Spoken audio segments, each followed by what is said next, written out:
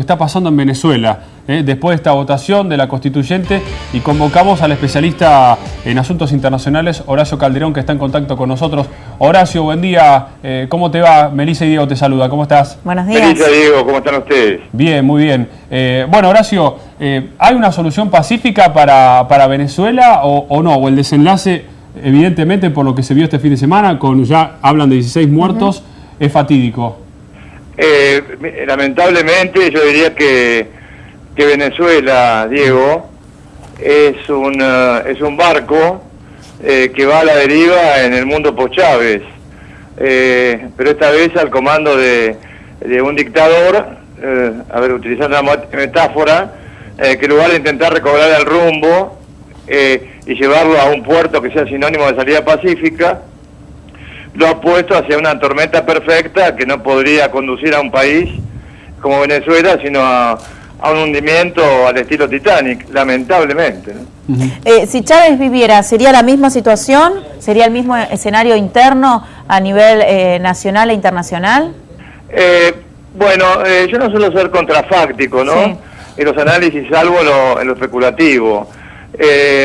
Hugo Chávez hubiera tal vez enfrentado los mismos desafíos, los mismos dilemas, aunque era una personalidad, inteligente, aunque no estuviera en contra de su posición, carismática. Además fue un piloto de tormenta, ¿no? A diferencia de su sucesor, Nicolás Maduro. Ahora, nosotros hace unos minutos, Horacio, hablamos con Erika. Erika es una ciudadana venezolana que se exilió a Miami. Y le preguntábamos sobre cómo estaba Venezuela hoy, qué pensaba del futuro. Y le preguntamos también qué se decía desde los Estados Unidos, si iba a haber alguna suerte de bloqueo en la compra de petróleo y demás. ¿Vos crees que la crisis económica y social que vive Venezuela es producto del despilfarro que hizo la administración en su momento, quizás de Chávez y ahora de Nicolás Maduro? ¿O también le está golpeando la crisis de repente que puede llegar a tener el petróleo? ¿Qué es lo que afecta de todas maneras a Venezuela o el factor que más incide? Diego, buena pregunta, ¿no? Yo creo que en realidad esta crisis económica, financiera, social, se debe al despilfarro, por supuesto, por parte de las administraciones chavistas, ¿no? A la caída del precio del petróleo y ambas cosas combinadas. Yo creo que la crisis venezolana, yo escuché a Erika justamente, coincido, es multifacética y es multidimensional, pero también se expresa, Diego, en un territorio que está agrietado en los campos del chavismo y de la oposición, aunque solo los primeros, los chavistas, estarían en condiciones, por ejemplo, de destituir militarmente a Maduro. Cuidado, algo que no es deseable porque esto conduciría a una guerra civil, pero aún así no había solución alguna, porque los sucesores chavistas, por ejemplo Diosdado Cabello, serían parte del mismo drama nacional, pero a mi juicio de ninguna manera una solución institucional y pacífica. Ahora, Horacio, ¿cuál es la idea, según tu análisis, de esta Asamblea Constituyente? ¿Eliminar a la oposición, quedarse en el poder para siempre, hacer incluso más aún lo que quiere el presidente Nicolás Maduro? Yo creo que lo que quiere hacer directamente Nicolás Maduro en esta convocatoria, a esta Asamblea Constituyente, es llevar a su país a una suerte de partido único, en el cual no haya ningún tipo de oposición posible. Pero esto va a ser imposible, ¿o no?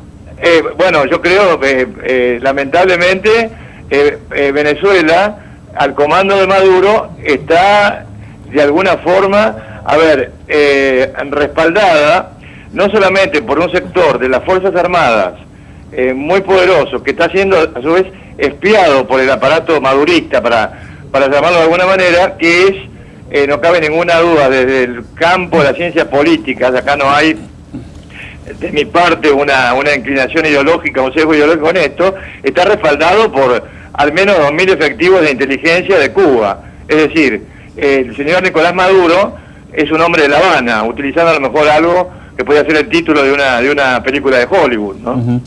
Horacio, en varias oportunidades te he escuchado decir que uno de los principales socios comerciales que tiene Venezuela, paradójicamente, es Estados Unidos por la compra del petróleo.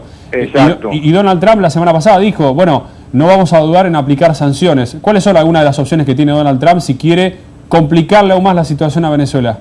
Bueno, eso tiene, para mi punto de vista, 2 puntos, ¿no? Yo creo que hay dos clases de sanciones que la administración Trump está pensando para Venezuela.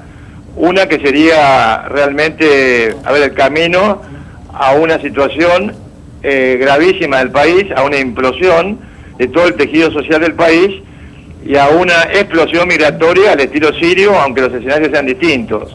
Esto sería dado si Estados Unidos decidiera, por ejemplo, realizar un boicot a las compras de petróleo venezolano. Pero sucede que además, si se contempla esta opción, Trump atacaría intereses muy importantes de todas las refinerías de petróleo de Estados Unidos que tienen la capacidad para procesar el petróleo venezolano y que sin él se quedarían sin una enorme suma de dinero, ¿no?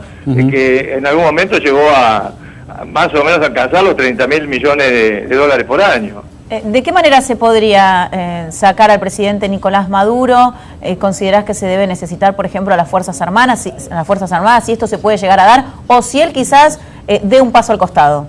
No, yo creo que Nicolás Maduro, aunque diera él un paso al costado, por ejemplo, en lo personal, ¿qué no sucedería? Por ejemplo, su vicepresidente es un hombre que ha sido considerado por países serios en este tema, en ser una persona complicada en alto grado con el narcotráfico de América Latina, sobre todo el narcotráfico procedente de Colombia.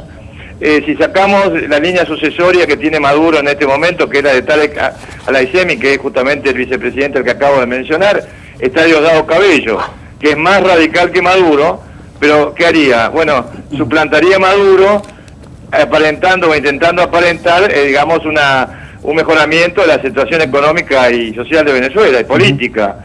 Y yo creo que eso no va a suceder, dado los escenarios a los cuales ha conducido el chavismo post-Chávez, sobre todo por la falta de su líder carismático, a la situación actual. O sea que lamentablemente, yo no veo soluciones fáciles para Venezuela. Tal vez a lo mejor podría existir algún tipo de mediación entre las partes, porque además acá estamos hablando de un territorio no con una grieta, con 2 campos, con un territorio agrietado, como esos que se ven a veces cuando hay sequías en el África, ¿no? En el cual el campo chavista tiene enormes divisiones y el campo de la oposición, aunque no esté enfrentado entre sí, me refiero a la oposición, realmente no tiene posibilidad alguna de llegar a un acuerdo en el cual hablemos nosotros de un barco que pudiera encaminarse hacia un buen puerto. Yo esto, si usted me permite, por lo menos para abrochar esta idea, yo creo que Nicolás Maduro se está enfrentando a una especie de soliloquio como Hamlet, ¿no? La famosa tragedia de Shakespeare, en la cual el personaje central piensa en el ser o no ser, y el ser para aludir a la vida y a la acción, y el no ser a la muerte y a la inacción. Y con Nicolás Maduro pudo haber sucedido lo mismo, solo que y quienes lo acompañan en el universo chavista no contempló otra opción que llevar a Venezuela a un final sangriento y con una mayor intensidad que la vista hasta el presente, ¿no? Horacio, te queremos preguntar algunas cosas más, ¿no? El rol del Papa Francisco y que compartas con nosotros estos tweets, porque habló un artista muy conocido, el Puma Rodríguez, y tenemos unos tweets que él comentó en las redes sociales sobre la situación de Venezuela. Vamos a compartirlos. Lo que decía José Luis Rodríguez, el Puma Rodríguez: el silencio del Papa me asombra y lo hace cómplice de las muertes pasadas y la que vienen del narco-régimen. ¿Qué te pasa, Bergoglio?, pregunta José Luis Rodríguez. O sea, ¿el Papa Francisco debería quizás estar más activo con esta situación? Porque, bueno, no es la primera persona, ¿no?, que lo critica al Papa por el silencio sobre la situación de Venezuela. ¿Qué opinión tenés con respecto a esto, Horacio? Bueno, yo no estoy de acuerdo con la forma en que se ha manifestado sobre el Santo Padre el Puma Rodríguez, ¿no?, de forma poco cortés.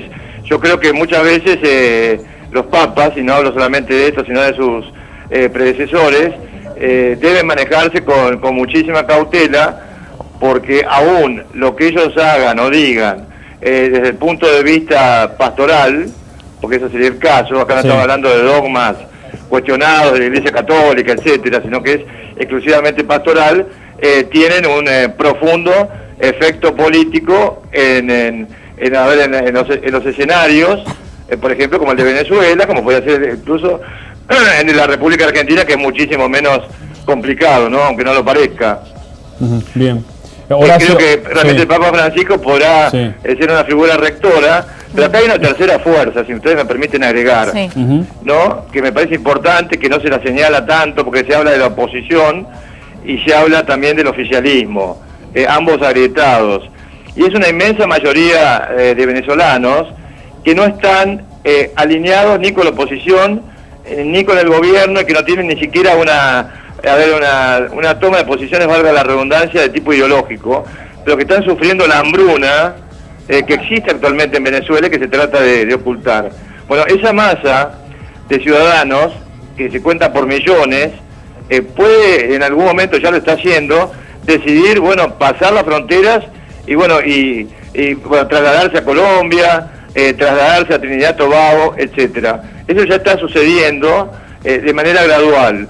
Pero si llegara a complicarse la situación socioeconómica, inclusive sin una salida de tipo militar o de una guerra civil que sería totalmente indeseable, bueno, yo creo que la implosión a la que hice referencia el tejido social podría desembocar justamente en una, quiero reiterar este término, en una explosión migratoria grave, ¿no? Y ni hablar si existiera en Venezuela una guerra civil. Horacio, como siempre, un placer y un lujo tener tu análisis de lo que está pasando en Venezuela. Por favor, ustedes también por llamarme, les agradezco muchísimo. Que tengas buen día. Bueno, quien también estuvo en el living de Susana fue Luciana Salazar.